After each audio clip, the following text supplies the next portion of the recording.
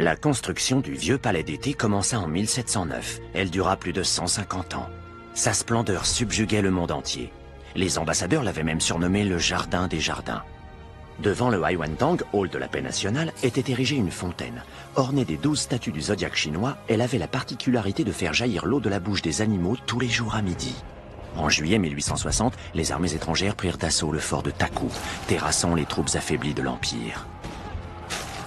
Le 6 octobre 1860, l'ancien palais d'été fut assiégé.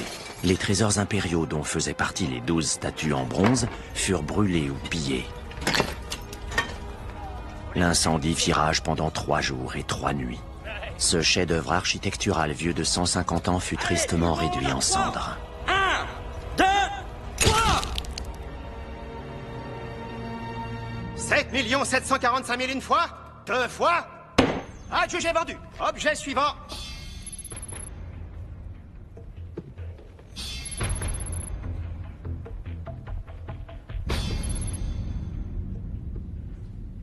Un lot de 24 bouteilles de Maotai chinois parfaitement conservées, oubliées dans la cave d'une ferme pendant 55 ans. Les enchères démarrent à 2 millions d'euros. La surenchère minimum est fixée à 100 000 euros. Mesdames et messieurs, il n'en existe que 4 exemplaires dans le monde.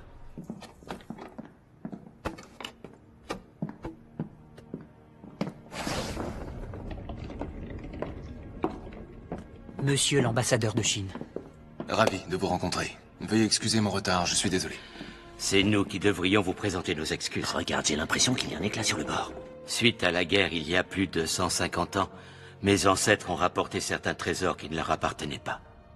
Et à chaque fois que je pose les yeux sur ce bronze, je me sens coupable. Il fait partie du patrimoine commun de l'humanité. Il ne devrait pas être la propriété d'une ou deux personnes. C'est la raison pour laquelle j'ai choisi d'en faire